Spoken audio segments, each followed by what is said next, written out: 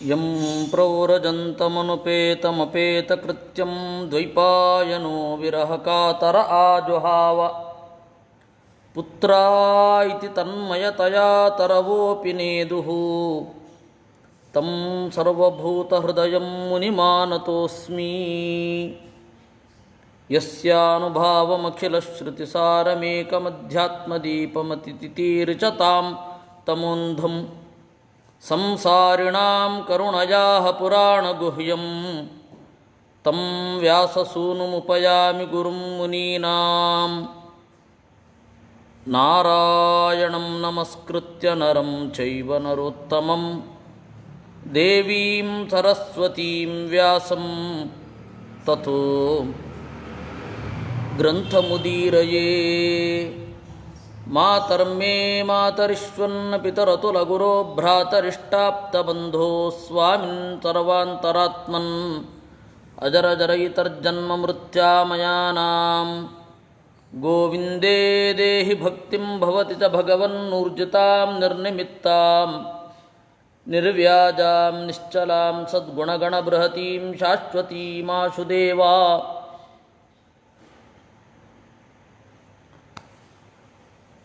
ಭಾಗವತದ ಅವಧೂತ ಗೀತೆಯನ್ನು ನಾವು ನೋಡ್ತಾ ಇದ್ವಿ. ಅವಧೂತ ಗೀತೆಯಲ್ಲಿ ನಿನ್ನೆ ಈ ಭಾಗವನ್ನು ನೋಡಿದ್ವಿ, ಮನಸ್ಸನ್ನು ಬೈಯೋದು ಮತ್ತು ಮನಸ್ಸನ್ನು ಹೊಗಳೋದು. ಆ ಶ್ಲೋಕ ಇನ್ನೊಮ್ಮೆ ನೋಡೋಣ.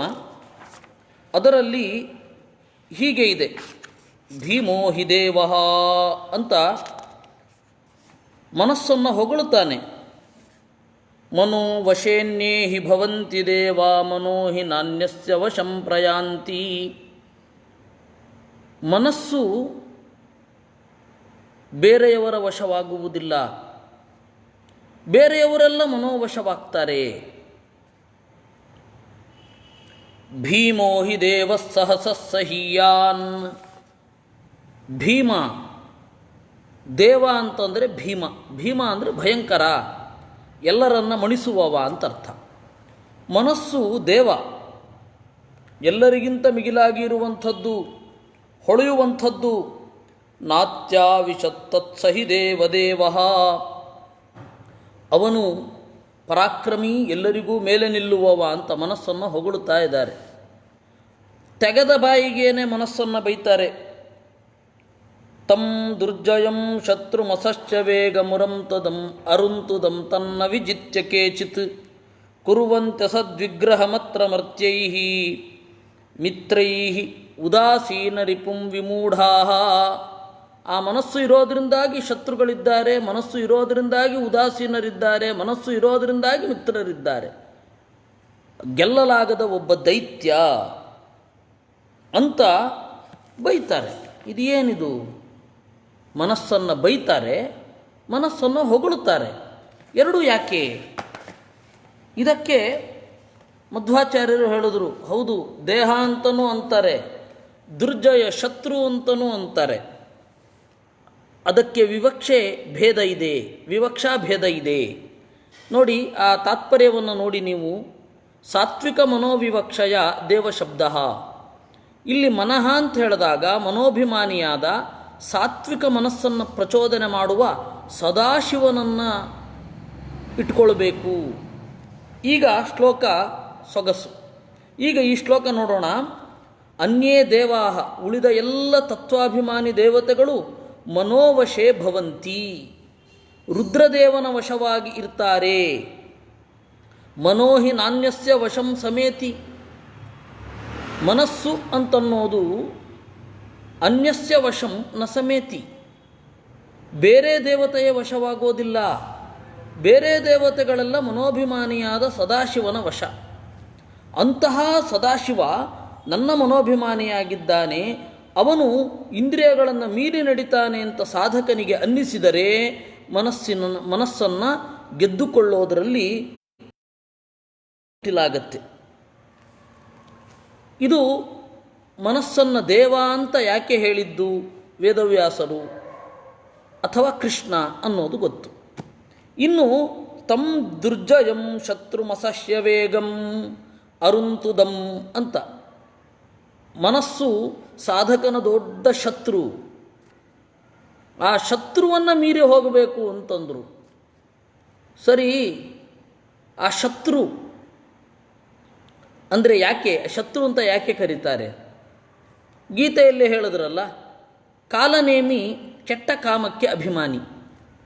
ನಮ್ಮ ಮನಸ್ಸು ಕೆಟ್ಟದ್ದನ್ನು ಏನು ಯೋಚನೆ ಮಾಡುತ್ತೆ ಅದಕ್ಕೆ ಕಾಲನೇಮಿ ಅಭಿಮಾನಿ. ಆ ಕಾಲನೇಮಿಯನ್ನು ಕುರಿತು ಶತ್ರು ಅಂತ ಹೇಳಿದ್ವಿ. ಯಾಕೆಂದರೆ ಅವನು ಮನಸ್ಸಿನಲ್ಲಿ ಕುಳಿತು ಕೆಟ್ಟದ್ದನ್ನೆಲ್ಲ ಪ್ರಚೋದನೆ ಮಾಡ್ತಾನೆ. ನಾವು ಆ ಕೆಡುಕಿಗೆ ಒಳಗಾಗ್ತೇವೆ. ಆ ಕಾರಣದಿಂದ ಕಾಲನೇಮಿಯನ್ನು ಇಟ್ಟುಕೊಂಡು ಅದೇ ಮನಸ್ಸನ್ನು ಶತ್ರು ಅಂತ ಹೇಳಿದ್ರು. ಸದಾಶಿವನನ್ನು ಇಟ್ಟುಕೊಂಡು ಅದೇ ಮನಸ್ಸನ್ನು ದೇವ ಅಂತ ಅಂದರು. ಅದರಿಂದಾಗಿ ವಿರೋಧ ಇಲ್ಲ. ಅಲ್ಲ, ಒಳಿತು ಕೆಡಕುಗಳು ಏಕಕಾಲಕ್ಕೆ ಉಂಟಾಗತ್ತೆ. ಒಳಿತು ಕೆಡಕುಗಳು ಏಕಕಾಲಕ್ಕೆ ಉಂಟಾಗತ್ತೆ ಒಬ್ಬ ಮನುಷ್ಯನ ಮನಸ್ಸಿನಲ್ಲಿ.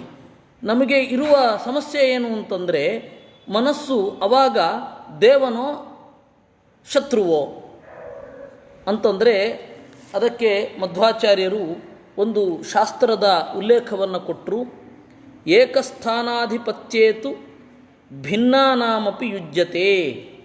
ಅತ್ಯಂತ ಭಿನ್ನರಾದ ದೇವತೆಗಳು ದೈತ್ಯರಿಗೆ ಒಂದೇ ವಸ್ತುವಿನ ಮೇಲೆ ಆಧಿಪತ್ಯ ಉಂಟಾಗತ್ತೆ.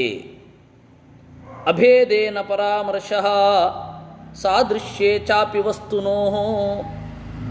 ಸಾದೃಶ್ಯ ಇದ್ದರೂ ಕೂಡ ಅದನ್ನು ಅಭೇದ ಅಂತಲೇ ಪರಿಗಣಿಸಿ ಶಾಸ್ತ್ರದ ವ್ಯವಹಾರ ಸಾಗ್ತದೆ. ಮನಸ್ಸು ಅನ್ನೋದು ತಟಸ್ಥ. ಅಲ್ಲಿ ಸದಾಶಿವ ಬಂದಾಗ ಅದನ್ನು ದೇವ ಅಂತ ಕರೆದರು. ಮನಸ್ಸು ಅನ್ನೋದು ತಟಸ್ಥ.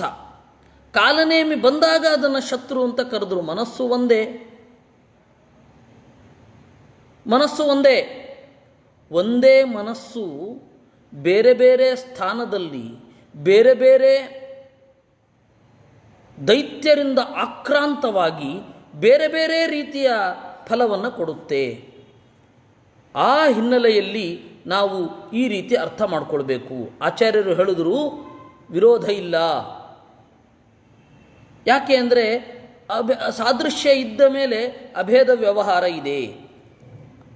ಇನ್ನು ಪ್ರಮೇಯಕ್ಕೆ ಬನ್ನಿ. ಮನೋವಶೇನ್ಯೇಹಿ ಭವಂತಿ ದೇವಾ. ಎಲ್ಲ ದೇವತೆಗಳು ಮನೋವಶರಾಗ್ತಾರೆ ಅಂತಂದರು. ಎಲ್ಲ ದೇವತೆಗಳು ಮನೋವಶರಾದರೆ ಪರಮಾತ್ಮ, ಲಕ್ಷ್ಮೀದೇವಿ, ಬ್ರಹ್ಮದೇವರು, ಸರಸ್ವತಿ, ಭಾರತಿ, ಮುಖ್ಯಪ್ರಾಣ ಇವರೆಲ್ಲರೂ ಕೂಡ ಮನೋವಶರ ಅಂದರೆ ಆಚಾರ್ಯರು ಹೇಳಿದ್ರು, ಋತೇ ದ್ವೇ ಬ್ರಹ್ಮಣಿ ಕಸ್ಯ ಮನೋಯಾತಿ ವಶಂ ಕ್ವಚಿತ್. ಇಬ್ಬರು ಬ್ರಹ್ಮರನ್ನು ಹೊರತುಪಡಿಸಿದರೆ, ಇಬ್ಬರು ಬ್ರಹ್ಮರು ಅಂತಂದರೆ ಒಬ್ಬ ಭಾವಿ ಬ್ರಹ್ಮ, ಇನ್ನೊಬ್ಬ ಹಂಗಾಮಿ, ಈಗ ಇರುವವ ಅಂದರೆ ಮುಖ್ಯಪ್ರಾಣ ಮತ್ತು ಚತುರ್ಮುಖ ಬ್ರಹ್ಮ. ಇವರಿಬ್ಬರನ್ನು ಬಿಟ್ಟರೆ ಮನಸ್ಸು ಯಾರ ವಶದಲ್ಲಿಯೂ ಇರುವುದಿಲ್ಲ. ಯಾಕೆಂದರೆ ಇವರಿಬ್ಬರು ಅಮನಸ್ಕರು, ಮನಸ್ಸೇ ಇಲ್ಲ ಅವರಿಗೆ. ಸದಾಶಿವ ಅವರಿಗೆ ನಿಯಂತ್ರಣ ಮಾಡೋಲ್ಲ. ಶ್ರಿಯಂ ಸರಸ್ವತೀಂ ವಾಪಿ ಯಾತಿ ವಾ ತತ್ಪ್ರಸಾದತಃ ಇತಿ ಪಾದ್ಮೆ. ಲಕ್ಷ್ಮೀದೇವಿ, ಭಾರತಿ, ಸರಸ್ವತಿ ಈ ಮನೋಭಿಮಾನಿಯಾದ ಸದಾಶಿವ ತನ್ನ ವಶದಲ್ಲಿ ಇಟ್ಕೊಳ್ಳಿಕ್ಕೆ ಆಗೋದಿಲ್ಲ. ಇವರನ್ನು ಬಿಟ್ಟು ಉಳಿದ ಎಲ್ಲ ದೇವತೆಗಳು ಕೂಡ, ಇನ್ನು ಶೇಷ ಮತ್ತು ಗರುಡ ಸಮಾನರು, ಅವರ ಪತ್ನಿಯರಿಂದ ಹಿಡಿದು ಎಲ್ಲ ಸಮಗ್ರ ಜೀವಿ ಪ್ರಪಂಚ ಅನ್ನೋದು ಅವರ ವಶದಲ್ಲಿ ಇರುತ್ತೆ. ಉದಾಸೀನಾನಂತು ರಿಪುಂ ಸಮ್ಯಕ್ ಯತತಾಂ ನರಿಪುತ್ವಂ ಶಕ್ಯತ ಇತ್ಯರ್ಥ. ಇನ್ನು ಈ ಶ್ಲೋಕದಲ್ಲಿ ಒಂದು ವಿಚಿತ್ರ ಇದೆ. ಉದಾಸೀನ ರಿಪುಂ ವಿಮೂಢಾಹ ಅಂತ ಮನಸ್ಸಿಗೆ ಇದು ವಿಶೇಷಣ. ಎಲ್ಲರೂ ಏನು ವ್ಯಾಖ್ಯಾನ ಮಾಡಿದ್ರು ಹಿಂದಿನವರೆಲ್ಲ, ಉದಾಸೀನನೂ ಆಗಿರುತ್ತೆ ಶತ್ರುವೂ ಆಗಿರುತ್ತೆ ಅಂತಂದರು. ಅದಕ್ಕೆ ಮಧ್ವಾಚಾರ್ಯರು ಹೇಳಿದ್ರು, ಅದಲ್ಲ, ಉದಾಸೀನಾನಾಂ ರಿಪುಂ, ಯಾರು ಮನಸ್ಸಿನ ಕ್ರಿಯೆಗಳ ಬಗ್ಗೆ ಯೋಚನೆ ಮಾಡೋದಿಲ್ಲ ಮನಸ್ಸು ಅವರಿಗೆ ಶತ್ರು. ಯಾರು ಮನಸ್ಸನ್ನು ಕ್ಷುಣ್ಣ ದೃಷ್ಟಿಯಲ್ಲಿ ನೋಡಿ ನನ್ನ ಮನಸ್ಸು ಈ ರೀತಿ ಯೋಚನೆ ಮಾಡ್ತಾ ಇದೆ, ಆ ಮನಸ್ಸಿಗೆ ಈ ತರಹದ ಪರಿಸರ ಇದೆ, ಅದರಿಂದಾಗಿ ನನ್ನ ಮನಸ್ಸು ಹೀಗೆ ಯೋಚನೆ ಮಾಡುತ್ತೆ ಅಂತ ತಮ್ಮನ್ನು ತಾವು ತಮ್ಮನ್ನು ತಾವು ವಿಮರ್ಶೆ ಮಾಡಿಕೊಳ್ಳೋದಿಲ್ವೋ ಅವರಿಗೆ ಮನಸ್ಸು ಶತ್ರು. ಯಾಕೆಂದರೆ ನನ್ನ ಮನಸ್ಸು ಹೀಗೆ ಯೋಚನೆ ಮಾಡ್ತಾ ಇದೆ ಅಂತಂದರೆ ಇದಕ್ಕೇನು ಕಾರಣ? ನಾನು ತಿಂದ ಆಹಾರವೋ, ನಾನು ಹೊಂದಿದ ಗೆಳೆಯರ ಸಹವಾಸವೋ, ಯಾಕೆ ಹೀಗೆ ಯೋಚನೆ ಮಾಡ್ತಾ ಇದೆ ನನ್ನ ಮನಸ್ಸು ಅಂತ ತನ್ನನ್ನು ತಾನು ವಿಮರ್ಶಾತ್ಮಕವಾಗಿ ನೋಡೋದು ಅಭ್ಯಾಸ ಆಗಬೇಕು.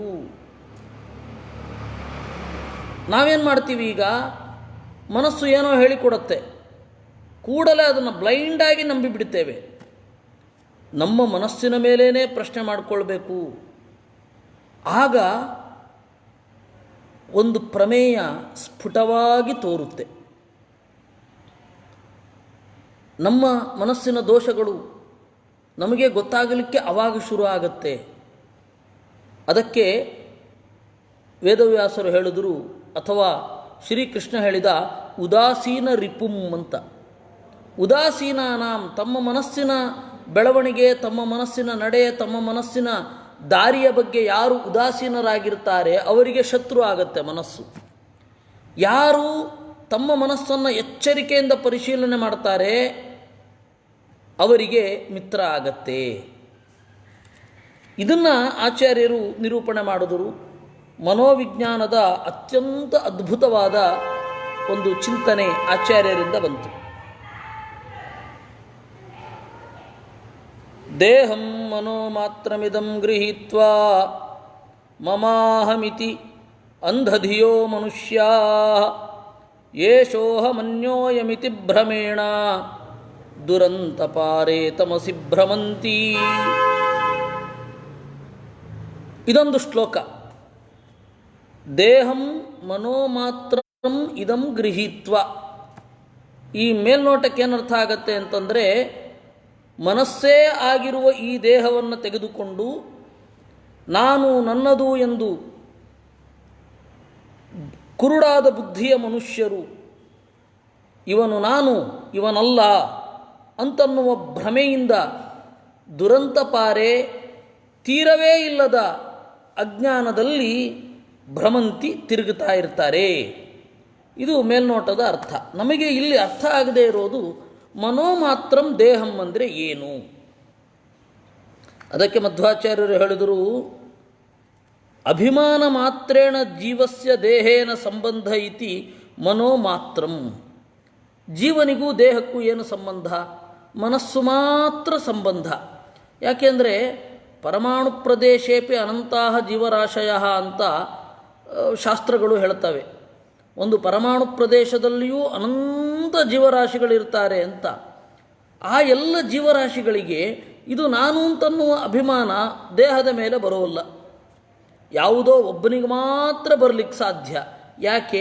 ಅವನ ಮನಸ್ಸು ಅವನಿಗೂ ದೇಹಕ್ಕೂ ಸೇತುವೆಯಾಗಿ ಇರುತ್ತೆ. ಆ ಕಾರಣದಿಂದ ಅದರಿಂದ ಮನೋಮಾತ್ರಂ ದೇಹಂ,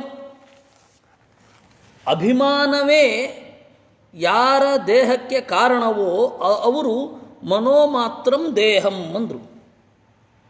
ದೇಹಂ ಮನೋಮಾತ್ರಮಿದಂ ಗೃಹೀತ್ವಾ. ಮನೋಮಾತ್ರಂ, ಕೇವಲ ಆಭಿಮಾನಿಕ ಸಂಬಂಧ ಇರುವ ಈ ದೇಹವನ್ನು ಅವಲಂಬಿಸಿಕೊಂಡು ಇದು ನನ್ನದು, ಇದು ನಾನು ಅಂತನ್ನುವ ಭ್ರಮೆಗೆ ಒಳಗಾಗ್ತೇವೆ. ನಮಗೆ ಆಸ್ತಿ ಏನಿದೆ ಅದು ಈ ದೇಹಕ್ಕೆ ಸಂಬಂಧಪಟ್ಟ, ನಾವು ಮುಂದಿನ ಜನ್ಮದಲ್ಲಿ ಪಡೆದು ಜಾತಿ ಸ್ಮೃತಿಯನ್ನು ಹೊಂದಿ ಬ್ಯಾಂಕಿಗೆ ಹೋಗಿ ಅದೇ ರೀತಿ ದಸ್ಕತ್ ಮಾಡ್ತೇನೆ, ನನಗೆ ಹಣ ಕೊಡಿ ಅಂತನ್ನುವ ಪ್ರಸಂಗ ಬಂದರೆ ಯಾರಾದರೂ ಕೊಡ್ತಾರ? ಸಾಧ್ಯವೇ ಇಲ್ಲ. ಯಾಕೆ? ದೇಹ ಇಲ್ಲ, ಫ್ಯೂಚರ್ ಇಲ್ಲ. ಇಂಥವ್ರ ಮಗನಿಗೆ ಈ ಆಸ್ತಿ ಅಂತ ಹೇಳಬೇಕು. ಅಂಥವ್ರ ಮಗ ಅಂತ ಹೇಳಿದ್ರೆ ಆತ್ಮ ನಿತ್ಯ. ಈಗ ಇರುವ ದೇಹ ಇವರಿಂದ ಬಂದಿದ್ದಲ್ಲ, ಇನ್ಯಾರಿಂದಲೋ ಬಂದಿದೆ.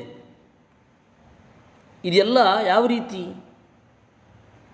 ಹೇಗೆ ಸಾಧ್ಯ? ಮನೋಮಾತ್ರಂ. ಅದರಿಂದಾಗಿ ಅಭಿಮಾನ ಮಾತ್ರೇಣ ಜೀವಸ್ಯ ದೇಹೇನ ಸಂಬಂಧ ಐತಿ ಮನೋಮಾತ್ರಂ. ಅದರಿಂದಾಗಿ ಮನೋಮಾತ್ರಂ ದೇಹಂ ಅಂದ್ರೇನು? ಮನಸ್ಸಿನಿಂದ ಅಂಟಿಕೊಂಡಿರುವ ದೇಹವನ್ನು ಸ್ವೀಕರಿಸಿ ಮಮ ಅಹಂ ಇತಿ ಅಂಧಧಿಯ, ಇದು ನನ್ನದು, ಇದು ನಾನೇ ಅಂತ ದೇಹದಲ್ಲಿ ಅಭಿಮಾನ ಏನಿದೆ ಬುದ್ಧಿಗೆ ಕವಿಯುತ್ತೆ. ಹಾಗಾದರೆ ಮನೋಮಾತ್ರ ಅನ್ನೋದಕ್ಕೆ ಭಾವಾರ್ಥ ಬಂತು, ಸ್ಪಿರಿಚುವಲ್ ಮೀನಿಂಗ್ ಗೊತ್ತಾಯಿತು. ವರ್ಬಲ್ ಮೀನಿಂಗ್ ಏನು, ಎಟಿಮೊಲಾಜಿಕಲ್ ಮೀನಿಂಗ್ ಏನು? ನೀವು ಹೇಳಿದ್ದು ಸರಿ ಇದೆ, ಆದರೆ ಬರಬೇಕು. ಅಂದರೆ ಆಚಾರ್ಯರು ಹೇಳಿದ್ರು ಮನಸ ನಿರ್ಮಾಣಂ ಇತಿ. ಮಾತಾ ಅಂತಂದರೆ ನಿರ್ಮಾತ, ನಿರ್ಮಿಸುವವ ಮಾತಾ. ಮಾತ್ರ ಅಂದರೆ ನಿರ್ಮಿತ. ಮನೋಮಾತ್ರ ಅಂತಂದರೆ ಮನಸ್ಸಿನಿಂದ ನಿರ್ಮಿಸಿರುವ ಈ ದೇಹದ ಪರಿಸರವನ್ನು. ದೇಹ ಅಂತ ಅನ್ನಕ್ಕೆ ದೇಹ ಅಂತ ದೇಹವನ್ನು ಯಾಕೆ ಕರೀತಾರೆ? ದಿಹ ಉಪಚಯೆ ಅಂತ ಧಾತು. ಯಾವುದು ಹೊರಗಡೆಯ ಆಹಾರದಿಂದ ಹಿಗ್ಗುತ್ತೋ ಅದು ದೇಹ. ಧಾತು ಏನು? ದಿಹ ಉಪಚಯೆ. ಉಪಚಯ ಅಂದರೆ ವಿಸ್ತಾರ ಆಗೋದು. ದಿಹ ಅಂತನ್ನುವ ಧಾತು ಉಪಚಯ, ವಿಸ್ತಾರ ಅನ್ನುವ ಅರ್ಥವನ್ನು ಹೊಂದಿದೆ. ಹೀಗಾಗಿ ದೇಹಂ ಅಂತಂದರೆ ಹೊರಗಡೆಯ ಪದಾರ್ಥಗಳಿಂದ ಉಪಚಯ ಹೊಂದೋದು ಅಂತ ಅರ್ಥ. ಆತ್ಮನಿಗೆ ಉಪಚಯ ಇಲ್ಲ, ದೇಹಕ್ಕೆ ಉಪಚಯ. ಆದ್ದರಿಂದಲೇ ದೇಹವನ್ನು ಇಟ್ಟುಕೊಂಡು ತಮಾಷೆ ಮಾಡಬಾರದು ಅಂತ. ಯಾಕೆ ಅಂದರೆ ಅದು ಆತ್ಮ ಅಲ್ಲ. ಅವನ ದೇಹ ಈಗ ಕುರುಡು, ಅವನ ದೇಹಕ್ಕೆ ಈಗ ಕಾಲು ಇಲ್ಲ, ಅವನಿಗೇ ಕಾಲಿಲ್ಲ, ಜೀವನಿಗೇ ಕಾಲಿಲ್ಲ ಅಂತ ಹೇಳಲಿಕ್ಕೆ ಬರೋಲ್ಲ. ಜೀವನಿಗೇ ಕಾಲಿಲ್ಲ ಅಂತ ಅನ್ನೋದನ್ನು ನಾವು ಕಂಡಿಲ್ಲ. ಸ್ವರೂಪದಲ್ಲಿ ಕಾಲಿದ್ದರೂ ಸ್ವರೂಪದಲ್ಲಿ ಕಣ್ಣಿದ್ದರೂ ಕರ್ಮದಿಂದಾಗಿ ಆ ಇಂದ್ರಿಯ ಈಗ ಇನ್ಯಾಕ್ಟಿವ್ ಆಗಿ ಇರುತ್ತೆ, ಈಗ ಅದು ಆ್ಯಕ್ಟಿವ್ ಆಗಿರಲ್ಲ ಅಷ್ಟೇ. ಅದರಿಂದ ಹೇಳಿದ್ರು ದೇಹಂ ಮನೋ ಮಾತ್ರಮಿದಂ ಗೃಹೀತ್ವಾ ಅಹಂ ಅನ್ಯ ಇತ್ಯಪಿ ದೇಹ ಮಾತ್ರೇ ಮನ್ಯಂತೆ. ಆತ್ಮನನ್ನು ದೇಹ ಅಂತ ಅಂದುಕೊಳ್ಳೋದು ಒಂದು ಭ್ರಮೆ. ಇನ್ನೊಂದು, ಅವನು ನನಗೆ ಶತ್ರು ಅಂತ ಹೇಳಿಯೂ ದೇಹ ಮೂಲವಾದ ಚಿಂತನೆಯೇ ಇರುತ್ತೆ.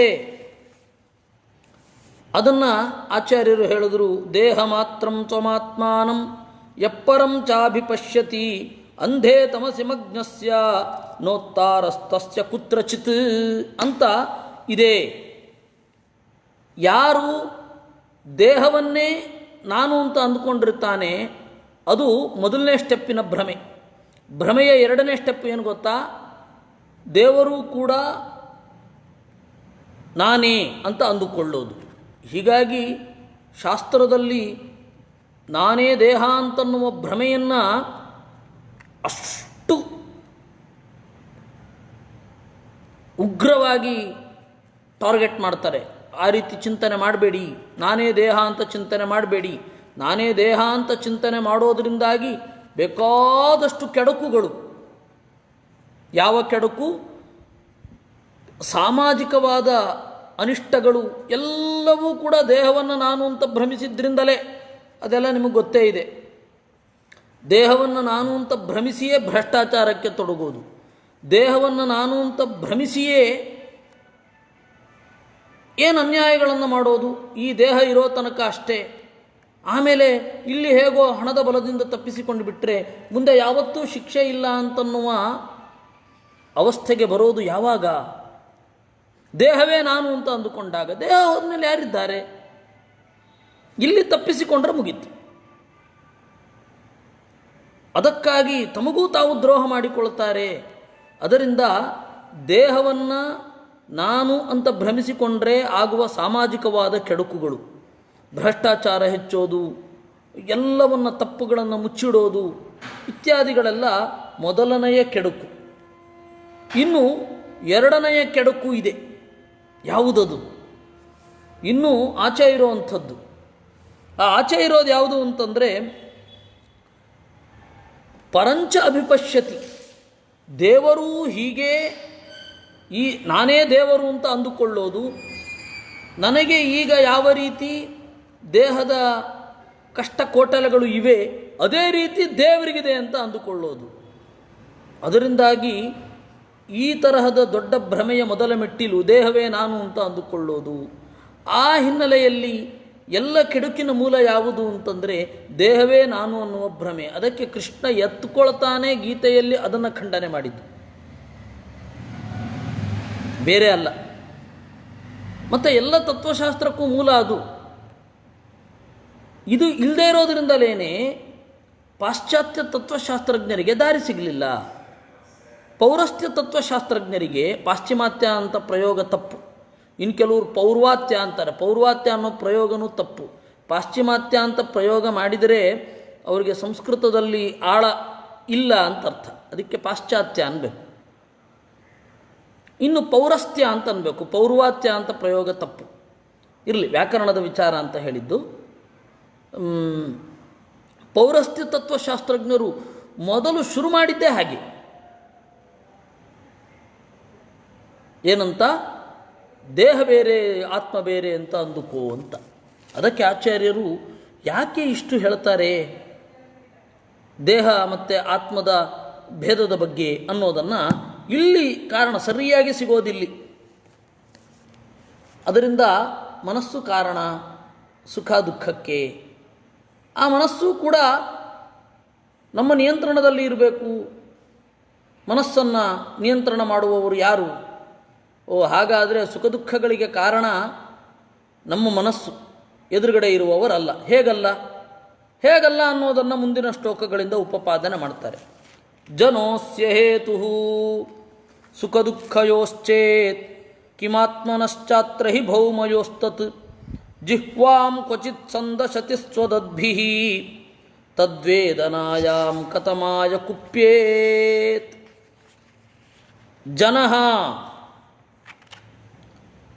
ಜನ ಅಂತಂದರೆ ಇಲ್ಲಿ ಏನು? ಜನ ಅಂದರೆ ನಮಗೆ ಜೀವ ಅಂತಲೇ. ಅವರು ಜನರು ಬಂದರು, ಜನರು ಹೋದರು ಅಂದರೆ ದೇಹದಿಂದ ಕೂಡಿದ ಜೀವರನ್ನು ಜನ ಅಂತ ಕರೀತಾರೆ. ಜನತಾ ಅಂತಂದರೆ ಆ ಜನಗಳ ಸಮೂಹ. ಜನಾನಾಂ ಸಮೂಹ ಜನತಾ.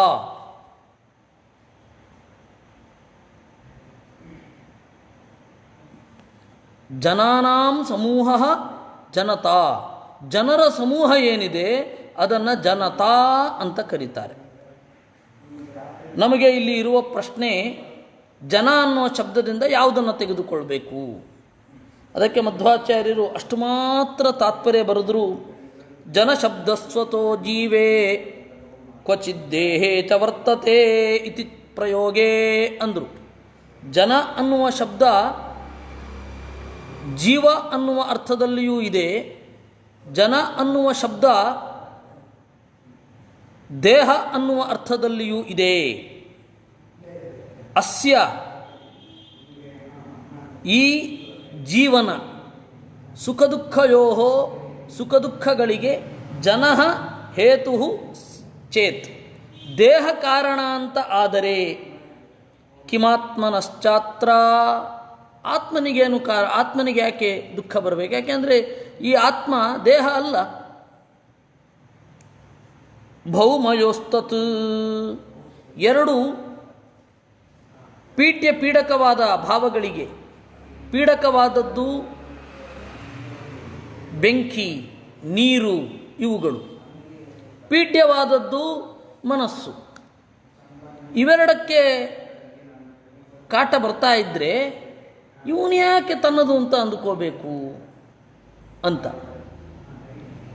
ಜಿಹ್ವಾಂ ಕ್ವಚಿತ್ ಸಂದಶತಿ ಸ್ವದದ್ಭಿಃ ಅದಕ್ಕೊಂದು ದೃಷ್ಟಾಂತವನ್ನು ಕೊಡ್ತಾರೆ. ಕ್ವಚಿತ್ ಕೆಲವೊಮ್ಮೆ, ಸ್ವದದ್ಭಿಃ ತನ್ನ ಹಲ್ಲುಗಳಿಂದ, ಜಿಹ್ವಾಂ ಸಂದಶತಿ ನಾಲಿಗೆಯನ್ನೇ ಕಚ್ಕೊಳ್ತಾನೆ.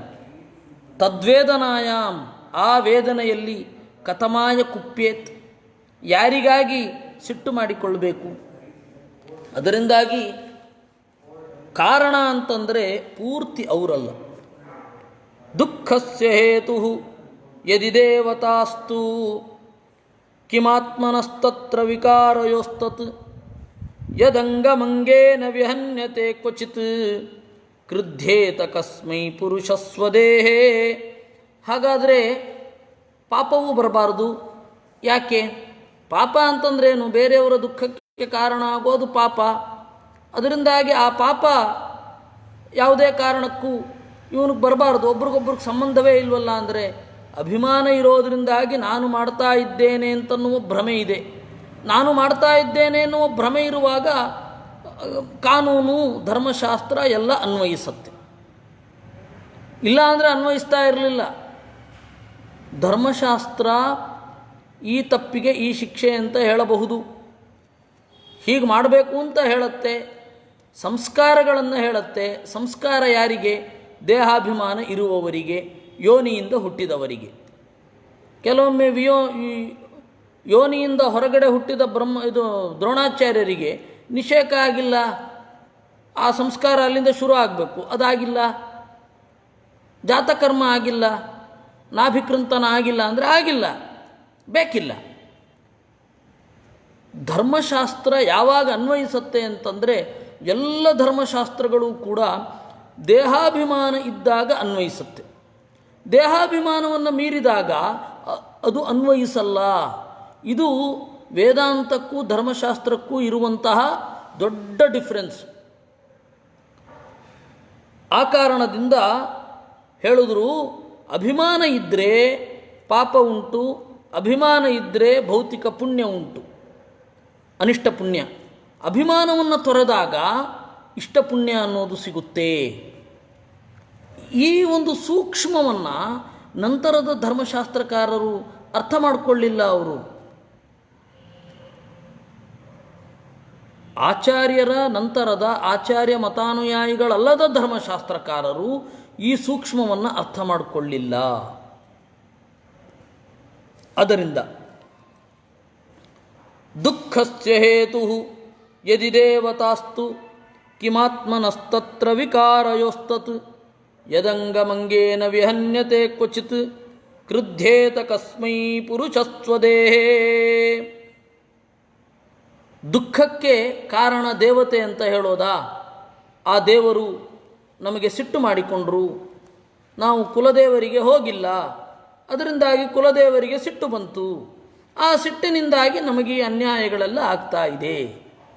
ನೀವು ಯಾವುದೋ ದೇವತಾರಾಧನೆಯನ್ನು ಮಾಡ್ತಾ ಇದ್ರಿ, ಆ ದೇವತಾರಾಧನೆಯನ್ನು ಮಾಡ್ತಾ ಇದ್ದದ್ರಿಂದ ನಿಮ್ಮ ಕುಟುಂಬ ಸುಖ ಶಾಂತಿ ನೆಮ್ಮದಿಗಳಿಂದ ಇತ್ತು, ಆಮೇಲೆ ಆ ದೇವತಾರಾಧನೆಯನ್ನು ತೊರೆದಿರಿ, ಅದರಿಂದಾಗಿ ನಿಮಗೆ ಸಮಸ್ಯೆ ಉಂಟಾಯಿತು ಅಂತ ಯಾರಾದರೂ ಹೇಳಿ ಯಾರು? ದುಃಖಸ್ಯ ಹೇತು ಯದಿ ದೇವತಾ ಅಸ್ತು ಅಂದರು. ದುಃಖಕ್ಕೆ ಕಾರಣ ಯಾವುದಾದರೂ ದೇವತೆ ಅಂತ ಆದರೆ ಕಿಮಾತ್ಮನಃ ತತ್ರ ವಿಕಾರಯೋಸ್ತತ್, ಅದು ದೇವತೆಗಳು ಕಾಡುವುದು ದೇಹಕ್ಕೆ ಅಂತ ಚಿಂತನೆ ಮಾಡಬೇಕಾಗತ್ತೆ. ಅದು ನಿನಗಲ್ಲ. ಯಾಕೆ? ಯದಂಗಮಂಗೇನ ವಿಹನ್ಯತೆ ಕ್ವಚಿತ್. ಕೆಲವೊಮ್ಮೆ ಅಂಗಂ ಅಂಗೇನ ವಿಹನ್ಯತೆ, ನಮ್ಮ ಕೈಯಿಂದ ನಮಗೆ ಪೆಟ್ಟು ಬೀಳುತ್ತೆ. ನಾವೇ ಏನೋ ಒಂದು ವಸ್ತುವನ್ನು ಇಟ್ಟುಕೊಂಡು ಅಯಾಚಿತವಾಗಿ ಅನೈಚ್ಛಿಕವಾಗಿ ಅದರಿಂದ ನಾವೇ ಹಿಂಸೆ ಮಾಡಿಕೊಳ್ತೇವೆ. ಆವಾಗ ಕ್ರುಧ್ಯೇತ ಕಸ್ಮೈ ಪುರುಷಃ ಸ್ವದೇಹೆ, ತನ್ನ ದೇಹದಲ್ಲಿ ಯಾರಿಗೆ ಸಿಟ್ಟು ಮಾಡಿಕೊಳ್ಬೇಕು? ಅದರಿಂದಾಗಿ ದೇವತೆಯೂ ಕಾರಣ ಅಲ್ಲ. ಅದಕ್ಕೆ ವಿಕಾರ ಅನ್ನೋ ಶಬ್ದಕ್ಕೆ ಏನರ್ಥ? ಆಚಾರ್ಯರು ಈ ಶ್ಲೋಕದ ಒಟ್ಟು ತಾತ್ಪರ್ಯವನ್ನು ಹೇಳ್ತಾ ಇದ್ದಾರೆ, ಆಮೇಲೆ ಪದಾರ್ಥವನ್ನು ಹೇಳ್ತಾರೆ. ಶ್ಲೋಕದ ತಾತ್ಪರ್ಯ ಏನು? ಅಯೋಗ್ಯ ಕ್ರೋಧಾದೇಹೇ ಮನ ಏವ ಕಾರಣಂ. ಅಯೋಗ್ಯವಾದ ಕೋಪಕ್ಕೆ ಮನಸ್ಸೇ ಕಾರಣ. ಅವಿಕಾರಾಶ್ಚತೆ ದೇವಾಃ ವಿಕಾರ ಇತಿ ಶಬ್ದಿತಾಃ ಅಭಿಮಾನಾದ್ವಿಕಾರಸ್ಯ ಸ್ವತಃ ಶಕ್ತ ಅಪಿ ಧ್ರುವಂ ಇತಿ ಚ ಅಂದರು. ಇಲ್ಲಿ ವಿಕಾರ ಅಂತಂದರೆ ದೇವತೆಗಳು ಅಂತ ಅರ್ಥ. ವಿಕಾರ ಅಂದ್ರೇನು? ದೇವತೆಗಳು. ಅಲ್ಲ, ದೇವತೆಗಳಿಗೆ ವಿಕಾರ ಇಲ್ಲ ಅಲ್ವಾ? ಹೌದು. ಅವಿಕಾರಾಶ್ಚ ತೇ ದೇವಾಃ ವಿಕಾರ ಇತಿ ಶಬ್ದಿತಾಃ. ನಮ್ಮ ಯಾವುದೇ ವಿಕಾರಗಳಿಗೆ ಅವರು ಬಾಧ್ಯರಲ್ಲ. ನಮ್ಮ ಏಳು ಬೀಳುಗಳಿಗೆ ಅವರು ಹೊಣೆ ಅಲ್ಲ. ನನ್ನ ಏಳು ಬೀಳುಗಳಿಗೆ ನನ್ನ ಪೂರ್ವಜನ್ಮವೇ ಕಾರಣ. ದೇವತೆಗಳಿಗೆ ಬಾಗುವುದು ಮನಸ್ಸನ್ನು ಸರಿಯಾದ ದಾರಿಯಲ್ಲಿ ನಡೆಸು ಅಂತ. ನನ್ನ ಏಳು, ನನ್ನ ಬೀಳು, ಒಂದು ಕುಲದ ಅವನತಿ, ಉನ್ನತಿ ಇತ್ಯಾದಿಗಳಿಗೆ ಮನಸ್ಸು ಅಂದರೆ ಒಟ್ಟಾರೆ ಕುಲದ ಏಳು ಬೀಳುಗಳಿಗೆ ಮನಸ್ಸು ಕಾರಣ ಅಲ್ಲ. ವೈಯಕ್ತಿಕವಾದ ಏಳು ಬೀಳುಗಳಿಗೆ ಮನಸ್ಸು ಕಾರಣ. ಒಟ್ಟಾರೆ ಕುಲದ ಏಳು ಬೀಳುಗಳಿಗೆ ದೇವತೆಗಳು ಕಾರಣರಾಗ್ತಾರೆ. ಕಾರಣ ಅಂದರೆ ಅವ್ರಿಗೇನೂ ಆಗಲ್ಲ, ಹೊಣೆ ಅಲ್ಲ. ಅಭಿಮಾನಾದ್ವಿಕಾರಸ್ಯ ಸ್ವತಃ ಶಕ್ತ ಅಪಿ ಧ್ರುವಂ. ಈ ಏಳು ಬೀಳುಗಳಿಗೆ ನಾವು ಕಾರಣರಲ್ಲ, ಆದರೆ ಏಳು ಬೀಳುಗಳನ್ನು ದೇವರ ಅಣತಿಯಂತೆ ಜೀವರಿಗೆ ಕೊಡ್ತೇವೆ ಅಂತ ಅವರು ಅಂದ್ಕೋತಾರೆ. ಅದರಿಂದಾಗಿ ಅವರನ್ನು ವಿಕಾರ ಅಂತ ಕರೆಯೋದು. ಭಾಗವತದಲ್ಲಿ ವಿಕಾರ ಶಬ್ದದಿಂದ ದೇವತೆಗಳನ್ನು ಹೇಳಿದ್ದಾರೆ. ಹೀಗಾಗಿ ವಿಕೃತ ಅಂತ ಹೇಳಿದ ಕೂಡಲೇ ಅಪರಾಧ, ಕೆಟ್ಟದು ಅಂತನ್ನುವ ಅರ್ಥ ಬರಲ್ಲ. ನಮಗೆ ಇವತ್ತು ವಿಕೃತ ಕಾಮ ವಿಕೃತ ಕಾಮ ವಿಕೃತ ಕಾಮ ಅಂತ ಕೇಳಿ ಕೇಳಿ ಕೇಳಿ ಈ ಪೇಪರ್ನವರು ಬೊಂಬಾರ್ಡ್ ಮಾಡಿ ಮಾಡಿ ಮಾಡಿ ಮಾಡಿ ವಿಕೃತ ಅಂದರೆ ಅಪರಾಧ ಅಂತ ತಲೆಗೆ ಬಂದ್ಬಿಟ್ಟಿದೆ. ಅದನ್ನು ಇಟ್ಟುಕೊಂಡು ವಿಕೃತ ಅಂತಂದರೆ ತೀರಾ ಕೆಟ್ಟದ್ದು ಅಂತ ಅರ್ಥ ಮಾಡಬಾರದು. ಯಾರೋ ಒಬ್ಬರು ನಮ್ಮ ಗುರುಗಳೇ ವಿಕೃತ ಕಾಮ ಅಂತ ಒಂದು ಪದವನ್ನು ಬಳಸಿದ್ರು. ಅಶ್ವಮೇಧ ಯಾಗದಲ್ಲಿ ಅಶ್ಲೀಲ ಸೂಕ್ತವನ್ನು ಪಠನೆ ಮಾಡಲಿಕ್ಕಿದೆ. ಅದೊಂದು ಬಗೆಯ ವಿಕೃತ ಕಾಮ ಅಂತ. ವಿಕೃತ ಅಂತಂದರೆ ಅಸಹಜ ಅಂತ ಅರ್ಥ. ಅದು ಒಬ್ಬರು ತೀರಾ ಪಾಪ ಇತ್ತೀಚೆಗೆ ಬಂದವ ಹುಡುಗ, ಅವನು ವಿಕೃತ ಕಾಮ ಅಂತ ಬಳಸಿದ್ದಾರೆ. ಓ ಅನ್ಯಾಯ, ಹಾ ಹೀ ಅಂತ ಕೂಗಾಡ್ತಾ ಇದ್ದಾನೆ. ಏನು ಹೇಳಬೇಕು ಅವರಿಗೆ? ಒಂದು ಶಬ್ದ ಮೂಲದಲ್ಲಿ ಹೇಗಿರುತ್ತೆ, ನನಗೆ ಈಗ ಈ ಯೋಚನೆ ಬರ್ತಾ ಇದೆ ಅಂತಂದರೆ ಇದು ಹಿನ್ನೆಲೆಯಲ್ಲಿ ಏನಿತ್ತು.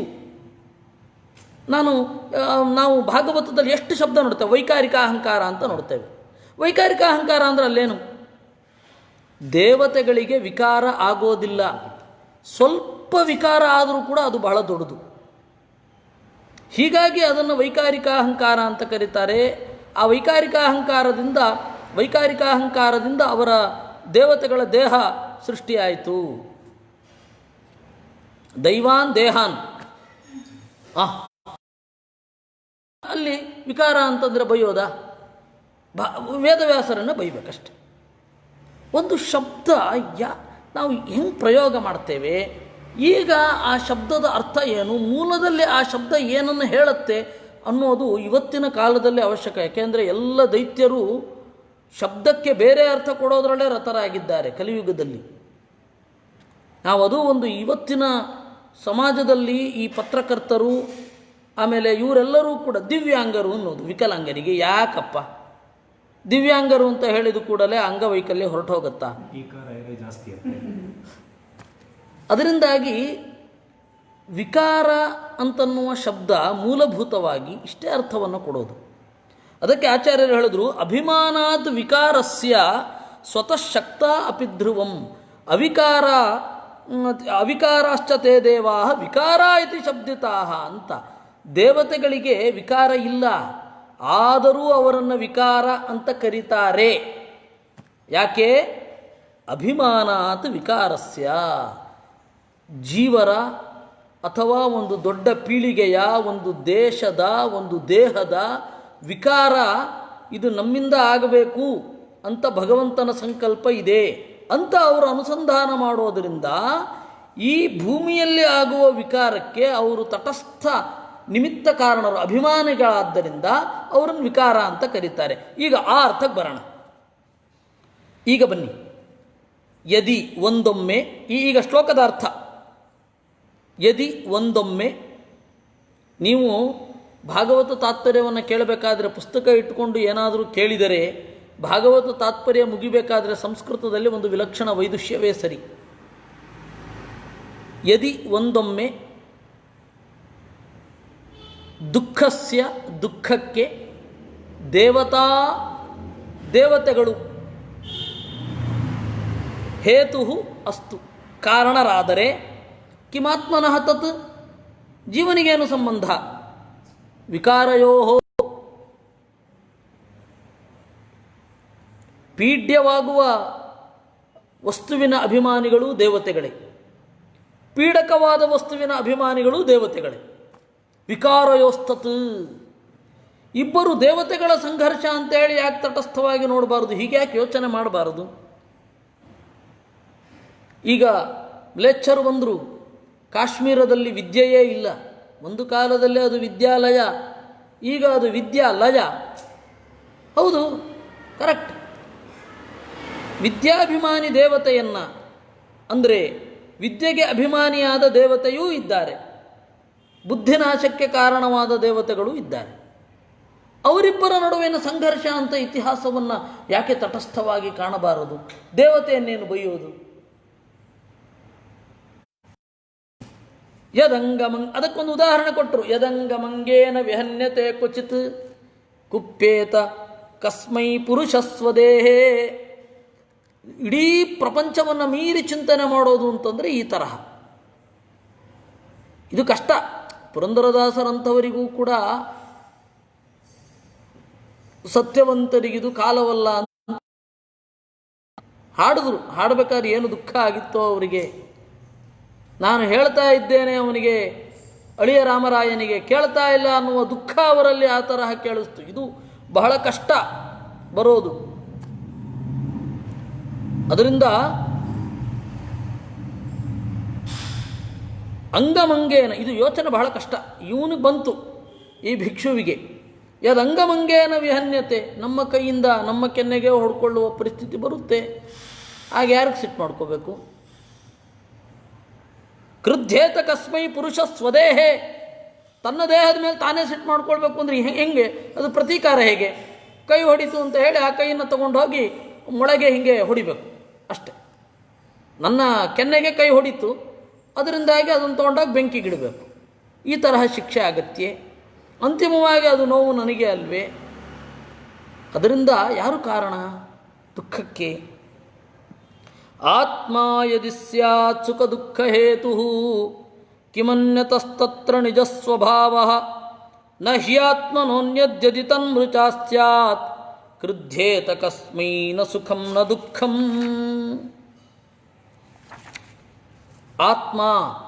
ಆತ್ಮನಿಗೆ ಸುಖ ದುಃಖ ಕಾರಣತ್ವ ಇಲ್ಲ. ಅಂದರೆ ಏನು? ಕಿಮನ್ಯತಃ, ಆತ್ಮನಿಗೆ ಹೊರಗಡೆಯಿಂದ ಸುಖ ದುಃಖಗಳು ಇಲ್ಲ. ನಿಜ ಸ್ವಭಾವ ಹೇಗೋ ಹಾಗೆ.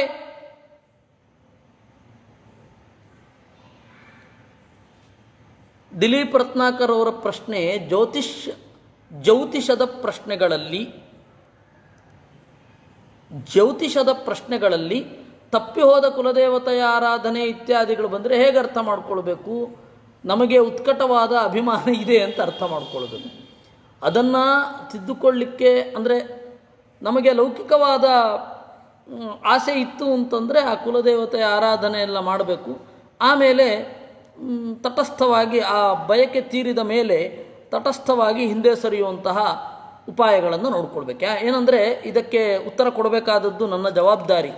ಕಾರಣ ಏನು ಅಂದರೆ, ಒಂದು ಕಾಲದಲ್ಲಿ ನಮ್ಮ ಮನೆಯಲ್ಲಿಯೂ ಕೂಡ ಇದೇ ರೀತಿಯಾದ ಸಮಸ್ಯೆ, ಕುಲದೇವತೆಯ ಆರಾಧನೆಯನ್ನು ತಪ್ಪಿಸಿದ್ದೀರಾ ಅಂತ ಹೇಳಿ ಆ ಕುಲದೇವತೆಯನ್ನು ಹುಡುಕೊಂಡು ಎಲ್ಲೆಲ್ಲೋ ಹೋಗಿ ಎಲ್ಲೆಲ್ಲೋ ವಿಚಾರಿಸಿ ಕಡೆಗೆ ಏನೋ ಒಂದು ಕನ್ಕ್ಲೂಡ್ ಮಾಡಿ ಏನೋ ಮಾಡಿದೆವು. ನಮ್ಮ ಮನೆಯಲ್ಲಿ ಸುಮಾರು 10-12 ವರ್ಷ, 18-20 ವರ್ಷವೇ ಆಯಿತು ದುರ್ಗಾ ನಮಸ್ಕಾರ ಪೂಜೆ ಶುರು ಮಾಡಿ. ಇದಕ್ಕಾಗಿಯೇ ದುರ್ಗಾ ನಮಸ್ಕಾರ ಪೂಜೆ ಶುರು ಆಗಿತ್ತು. ನಮ್ಮ ಕುಲದೇವತೆ ಕುಂಜಾರುಗಿರಿಯೋ ನೀಲಾವರವೋ ಇವತ್ತಿಗೂ ಗೊತ್ತಿಲ್ಲ ನಮಗೆ. ಶುರು ಆಗಿದ್ದು ಹೀಗೆ. ಸರಿ ಏನೋ ಮಾಡಿದೆವು. ಎಲ್ಲರೂ ಅದನ್ನೇ ಹೇಳ್ತಾ ಇದ್ದರು, ಹೀಗಿದೆ ಹಾಗಿದೆ ಅದಿದೆ ಇದಿದೆ, ಬೆಟ್ಟ ಇದೆ ಗುಡ್ಡ ಇದೆ, ಕೆಸರಿದೆ ಹೊಲ ಇದೆ, 4 ತೀರ್ಥ ಉಂಟು, ಎಲ್ಲ ಏನೋ ಅಂದ್ಕೊಂಡು ಏನು ಮಾಡಿದೆವು. ಹೇಗೋ ಒಂದು ಕನ್ಕ್ಲೂಷನ್ಗೆ ಬಂದು ದುರ್ಗಾ ನಮಸ್ಕಾರ ಪೂಜೆ ಶುರು ಮಾಡಿ ದೇವರ ಹತ್ತಿರ ಬೇಡಿಕೊಂಡೆವು. ನಾವ್ಯಾರು ನೀ ಯಾರು ಅಂತ ನಮಗೆ ಗೊತ್ತಿಲ್ಲದೆ ಹೋದರು, ನೀ ಯಾರು ನಾವ್ಯಾರು ಅಂತ ನಿನಗೆ ಗೊತ್ತು. ಅದರಿಂದಾಗಿ ನಮ್ಮ ಈ ಲೌಕಿಕವಾದ ಆಸೆಗಳನ್ನು ನೀನು ನೆರವೇರಿಸಬೇಕು ಅಂತ ಕೇಳಿಕೊಂಡೆವು. ಇದು ಒಬ್ಬ ದೇಹದ ಮೇಲೆ ಅಭಿಮಾನ ಇದ್ದು ಲೌಕಿಕವಾದ ಬಯಕೆಗಳನ್ನು ಈಡೇರಿಸಿಕೊಳ್ಳುವಾಗ ಅವನು ಇದನ್ನು ಮಾಡಬೇಕಾಗತ್ತೆ.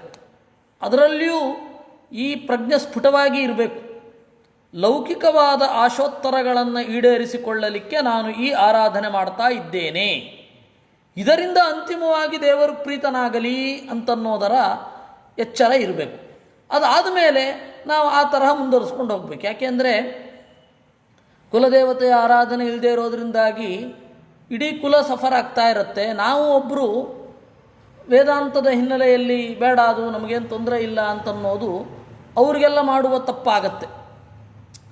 ಈಗೇನಾಗತ್ತೆ, ನಾನೊಬ್ಬ ತಪ್ಪಿಸ್ತೇನೆ, ನನ್ನ ಕಾಲದಲ್ಲಿ ಏನೂ ನಡೀಲಿಲ್ಲ, ಅದು ಮುಂದಿನ ತಲೆಮಾರಿಗೆ ಪ್ರಾಬ್ಲಮ್ ಆದರೆ ಮುಂದಿನ ತಲೆಮಾರಿಗೆ ಹೆಂಗೆ ಪ್ರಾಬ್ಲಮ್ ಆಗುತ್ತೆ? ಈ ದೇಹ, ನಾವು ಕೊಟ್ಟ ದೇಹವನ್ನು ಹೊತ್ತು ಹುಟ್ಟಿರ್ತಾರೆ, ಅದರಿಂದಾಗಿ ನಮ್ಮ ಆಸ್ತಿ ಸೇರಿದ ಹಾಗೆ ನಮ್ಮ ಸಮಸ್ಯೆಗಳೂ ಅವರನ್ನು ಸೇರ್ತವೆ ಆಬ್ವಿಯಸ್ಲಿ.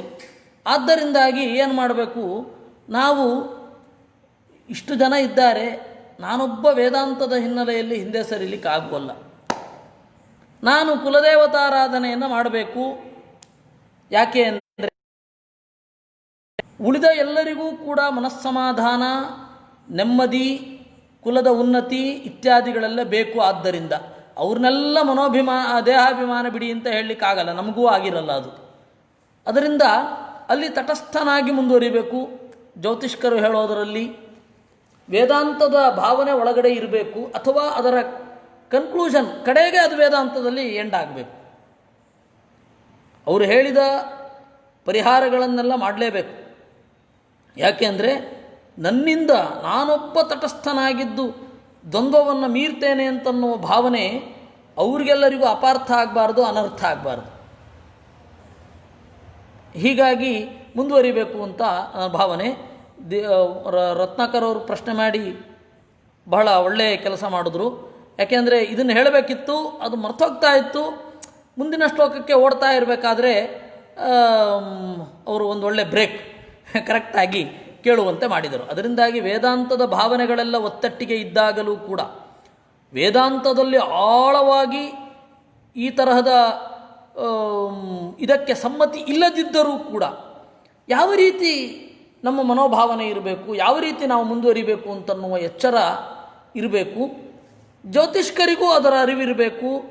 ಆತ್ಮದ ಸಾಧನೆಯ ದಾರಿ ಬೇರೆ, ಕುಲದ ಒಂದು ಸಮಸ್ಯೆ ಬೇರೆ.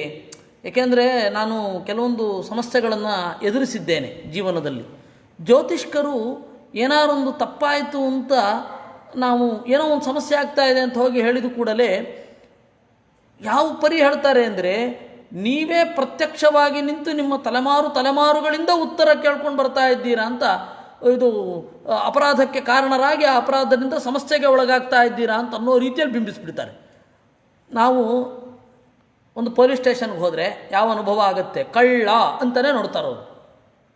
ಮತ್ತು ಯಾರದ್ದಾದರೂ ಮನೆಯಲ್ಲಿ ಹಿರಿಯ ವ್ಯಕ್ತಿಗಳು ಹೋದಾಗ ಸರ್ಕಾರಿ ಆಫೀಸ್ಗೆ ಹೋದರೆ ಅತ್ಯಂತ ನಗಣ್ಯ ಎಕ್ಕಶ್ಚಿತ್ ಪದಾರ್ಥಗಳು ಅಂತನ್ನೋ ರೀತಿಯಲ್ಲೇ ನೋಡ್ತಾರೆ. ಸಿಮಿಲರ್ ಟ್ರೀಟ್ಮೆಂಟು ಜ್ಯೋತಿಷ್ಕರಿಂದ ಸಿಗುತ್ತೆ. ಎಲ್ಲೋ ಕೆಲವು ಜ್ಯೋತಿಷ್ಕರು ಬಹಳ ಆದರದಿಂದ ಒಳಗಡೆ ತೋರುವ ಪ್ರೀತಿಯಿಂದ ಅವರು ಇಲ್ಲ ನೋಡಿ ಈ ತರಹ ಮಾಡಿ ಅಂತ ಹೇಳಿ, ಯಾರು ಹೆಚ್ಚಿನ ಜ್ಯೋತಿಷ್ಕರು ಅದು ರೂಢಾಗಿ ಒಂಥರ ಇರುತ್ತೆ, ಅವರು ಮಾತಾಡಲ್ಲ, ಬಹಳ ಇದಾಗಿ ಆದರೆ ಒಳಗಡೆ ಎಲ್ಲೋ ಇರುತ್ತೆ ಅನ್ನೋ ನಮಗೆ ಫೀಲ್ ಆಗುತ್ತೆ. ಒಳ್ಳೆ ಅವರು ಜಡ್ಜ್ಮೆಂಟಿನ ಸ್ಥಾನದಲ್ಲಿ ನಿಂತು ನಾವು ಕೋರ್ಟಿನ ಕಟಕಟೆಯಲ್ಲಿ ನಿಂತಿದ್ದೇವೆ ಅನ್ನೋ ಹಾಗೆ ಮಾತನಾಡಿಬಿಡ್ತಾರೆ. ಆದರೆ ನನ್ನ ಕಿರಿಯ ಜ್ಯೋತಿಷ್ಕರು, ನನ್ನ ಹಿರಿಯರಿಗೆ ಹೇಳುವಷ್ಟು ದೊಡ್ಡವನಲ್ಲ, ಕಿರಿಯ ಜ್ಯೋತಿಷ್ಕರೇನಿದ್ದಾರೆ ಅವರಿಗೆ ನಾನು ಹೇಳ್ತೇನೆ. ನಮ್ಮ ಹರೀಶ ಸರಳಾಯ ಇಲ್ಲಿ ಇದ್ದರೆ, ಅವನು ಕೇಳ್ತಾ ಇದ್ದರೆ, ಬಂದಿದ್ದಾನೆ ಅಂತ ಗೊತ್ತಾಯಿತು. ಆ ತರಹದ ಜ್ಯೋತಿಷ್ಕರಿಗೆ ನಾನು ಹೇಳ್ತೇನೆ, ನನಗಿಂತ ಕಿರಿಯರಿಗೆ ನೀವು ಪ್ರೀತಿಯಿಂದ ಹೇಳಿ. ಈಗಾಗಲೇ ಕೆಲವರು ಆ ತರಹ ಹೇಳ್ತಾ ಇದ್ದಾರೆ, ಪ್ರೀತಿಯಿಂದ ಹೇಳಿ. ಅವರು ತಪ್ಪು ಅಂತನ್ನೋ ರೀತಿಯಲ್ಲಿ ಮಾಡಿಬಿಡಿ. ನೋಡಿ ಹೀಗಾಗಿದೆ ಅಂತ ತಟಸ್ಥವಾಗಿ ಹೇಳಿ, ನಿಮ್ಮ ಒಳಗಡೆಯೂ ಆ ಭಾವನೆ ನುಸುಳದಂತೆ ನೋಡಿಕೊಳ್ಳಿ ಅನ್ನೋದು ನನ್ನ ವಿನಂತಿ ಅವರಿಗೆ. ಇನ್ನು ಇಲ್ಲಿದ್ದ ನಾರಾಯಣಾಚಾರ್ಯದ ಒಂದು ಪ್ರಶ್ನೆ ಹೇಳಿ. ಕುಲದೇವತ ಅಂತರ್ಗತ ನಾವು ಭಗವಂತನ ಪೂಜೆ ಮಾಡ್ತೇವೆ, ಮತ್ತು ಭಗವಂತ ಹೇಳ್ತಾನೆ ನನ್ನ ಪರಿವಾರ ಸಮೇತ ನನ್ನನ್ನು ಪೂಜೆ ಮಾಡಿ ತಪ್ಪೇನು ಅಂತ. ಇವರ ಪ್ರಶ್ನೆ ಇದು. ನಾರಾಯಣಾಚಾರ್ಯರು ಅಂತ ನಮ್ಮ ಊರಿನಲ್ಲಿ ಇದ್ದವರು, ನಾನೀಗ ಚನ್ನಪಟ್ಟಣದಲ್ಲಿದ್ದೇನೆ, ಅಲ್ಲಿ ಇರುವವರ ಪ್ರಶ್ನೆ ಇದು. ಕುಲದೇವತಾ ಅಂತರ್ಗತ ನಾರಾಯಣ ಅಂತ ಪೂಜೆ ಮಾಡಿದರೆ ತಪ್ಪೇನು ಅಂತ. ತಪ್ಪೇನೂ ಇಲ್ಲ. ಕುಲದೇವತಾಂತರ್ಗತನಾಗಿ ನಾರಾಯಣನಾಗಿಯೇ ಪ್ರಶ್ನೆ ಮಾಡಬೇಕು, ಅದು ಪೂಜೆ ಮಾಡಬೇಕು ಅನ್ನೋದರಲ್ಲಿ ಯಾವುದೇ ವಿವಾದ ಇಲ್ಲ. ಆದರೆ ನಮಗೆ ಮನಸ್ಸಿನ ದೌರ್ಬಲ್ಯದಿಂದಾಗಿ ಆ ಕಷ್ಟಗಳನ್ನು ಸಹಿಸಲಾರೆವು ಅಂತ ಅನ್ನಿಸಿಬಿಡುತ್ತೆ. ಅದರಿಂದಾಗಿ ನಾವು ಕುಲದೇವತಾಂತರ್ಗತನಾದ ಪರಮಾತ್ಮ ಮತ್ತು ನಾವು ಈಗ ಆರಾಧನೆ ಮಾಡುವ ಪರಮಾತ್ಮ ಇಬ್ಬರೂ ಕೂಡ ಒಂದೇ ಅಂತ ಗೊತ್ತಿದ್ದರೂ ನಮಗೆ ತಡಿಲಿಕ್ಕಾಗಲ್ಲ. ಆ ಉತ್ಕಟವಾದ ಮನಸ್ಸಿನ ಸಂಕಟದಿಂದಾಗಿ ನಾವೇನು ಮಾಡಿಬಿಡ್ತೇವೆ, ಕುಲದೇವತೆಯನ್ನು ಹುಡುಕ್ಲಿಕ್ಕೆ ಹೋಗ್ತೇವೆ. ವಸ್ತುತಃ ಕುಲದೇವತಾಂತರ್ಯಾಮಿಯಾದ ಪರಮಾತ್ಮನ ಪೂಜೆ ಮಾಡ್ತಾ ಇದ್ದೇನೆ ಅಂತ ಭರವಸೆ ಇತ್ತು ಅಂದರೆ ಆ ಕಷ್ಟ ಪರಿಹಾರ ಆಗತ್ತೆ. ಆದರೆ ನಮ್ಮ ಮನಸ್ಸು ಆ ಮಟ್ಟದ ಒಂದು ಇದಕ್ಕೆ ತಯಾರಾಗಿರಲ್ಲ, ಅದು ಸಮಸ್ಯೆ. ಇರಲಿ, ಅದರಿಂದಾಗಿ ಇಷ್ಟು ಹಿನ್ನೆಲೆಯೊಂದಿಗೆ ನಾವು ಮುಂದಿನ ಶ್ಲೋಕಕ್ಕೆ ಹೋಗೋಣ. ಆತ್ಮ ಯದಿ ಸ್ಯಾತ್ ಸುಖ ದುಃಖ ಹೇತು ಕಿಮನ್ಯತಸ್ತತ್ರ ನಿಜ ಸ್ವಭಾವ ನ ಹಿ ಆತ್ಮನೋನ್ಯದ್ಯದಿ ತನ್ಮೃಷಾ ಸ್ಯಾತ್ ಕ್ರುಧ್ಯೇತ ಕಸ್ಮೈ ನ ಸುಖಂ ನ ದುಃಖಂ. ಅವನು ಹೇಳ್ತಾನೆ, ಆತ್ಮನೂ ಕಾರಣ ಅಲ್ಲ. ಆತ್ಮ ಹೊರಗಡೆಯ ಸುಖ ದುಃಖಗಳಿಗೆ ತೀವ್ರವಾಗಿ ಕಾರಣ ಅಲ್ಲ, ಅಭಿಮಾನವೇ ಕಾರಣ. ಕಿಮನ್ಯತಸ್ತತ್ರ ನಿಜ ಸ್ವಭಾವ. ಯಾಕೆ ಅಂದರೆ ಆಚಾರ್ಯರು ಇದನ್ನು ಸ್ಪಷ್ಟಗೊಳಿಸ್ತಾರೆ, ಇದರ ಅರ್ಥ ಏನು ಅಂತ. ನಹಿ ಆತ್ಮನ ಸ್ವಭಾವಾದನ್ಯದ್ಭವತಿ. ಆತ್ಮನ ಸ್ವಭಾವ ಏನಿದೆಯೋ ಆ ಸುಖವೋ ದುಃಖವೋ ಅದಾಗತ್ತೆ, ಇದಕ್ಕಿಂತ ಆಚೆ ಇರೋದೇನೂ ಆಗಲ್ವಲ್ಲ. ಅಸ್ವಾಭಾವಿಕವಾದದ್ದು ಏನೂ ಆಗೋದಿಲ್ಲ.